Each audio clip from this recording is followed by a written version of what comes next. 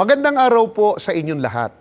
Itinatanong po sa amin, bakit daw ang Iglesia ni Cristo ay hindi nagsasign of the cross? Sapagkat ang pagsasign of the cross ay hindi lamang wala po sa Biblia, kundi ito ay labag pa po sa pagtuturo na mababasa sa Biblia. At ito ay inamin po ng mga pari ng Iglesia Katolika. Katulad ng mababasa po natin sa kanilang aklat na pinamagatang The Discourses on the Apostles' Creed na isinulat ng kanilang pari na si Clement H. Crack dito sa pahina 16. Ating ikinikintal sa ating mga noo ang tanda ng krus.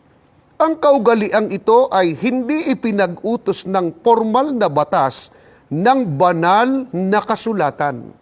Bagamat alam ng mga otoridad ng Iglesia Katolika na hindi ipinag-uutos ng banal na kasulatan ang pagsasign of the cross, ano pa rin ang kanilang itinuturo sa kanilang mga kaanib na kaparaanan ng pagsasagawa po nito.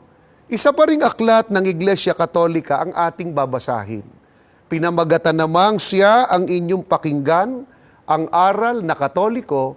Sa pahina 11 ay ganito ang kanilang pagtuturo. Ang tanda ng Santa Cruz.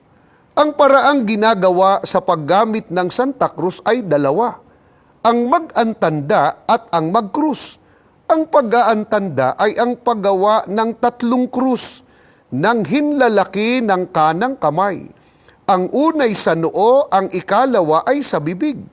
Ang tanda ng Santa Cruz ay siyang tanda ng taong Katoliko. Ginagawa ng Iglesia Katolika ang pag-aantanda o pagsasign of the cross sa pamamagitan ng paggawa ng 3 krus ng hinlalaki ng kanang kamay. Ang una raw ay sa noo, ang ikalawa ay sa bibig. Hindi nga ba't ganyan po ginagawa ng mga kaanib sa Iglesia Katolika ang pag-aantanda ng krus? At ito ay nagpapakilala na ang gumagawa po nito ay isang Katoliko.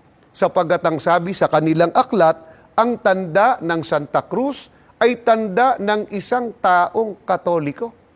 Ano po naman ang babala ng ating Panginoon Diyos sa nag-aantanda sa noo at kanang kamay, na kung tawagin ng Iglesia Katolika ay tanda ng Santa Cruz? Ang babasahin naman po natin ngayon ay pahayag po mula po sa Biblia. Dito po sa Apokalipsis sa 14, 9 at 10. At ang ibang anghel, ang pangatlo ay sumunod sa kanila, na nagsasabi ng malakas na tinig, kung ang sino man ay sumasamba sa hayop at sa kaniyang larawan, at tumatanggap ng tanda sa kaniyang noo o sa kaniyang kamay, ay iinom din naman siya ng alak ng kagalitan ng Diyos, na nakakandang walang halo sa inuman ng kaniyang kagalitan, at siya'y pahihirapan ng apoy at asupre sa harapan ng mga banal na anghel at sa harapan ng kordero. Tinitiyak po sa atin ng Biblia na ang may tanda sa noo at kanang kamay na kung tawagin ng Iglesia Katolika ay tanda ng Santa Cruz ay kasama sa parurusahan o pahihirapan ng apoy at asupre sa araw po ng paghukom. Mga mahal naming taga-subaybay, hindi pa po huli ang lahat. Upang tayo ay huwag maparusahan, sa halip lahat tayo'y maligtas. Huwag lamang nating gagawin ang anumang bagay na magbubulid po sa atin sa walang hanggang kaparusahan, na ang isa rito ay ang pag-aantanda o ang pagsasign of the cross. Salamat po ng marami sa inyong pagsubaybay. Hanggang sa muli po nating pagkikita-kita, dito po sa programang Tanong at Sagot.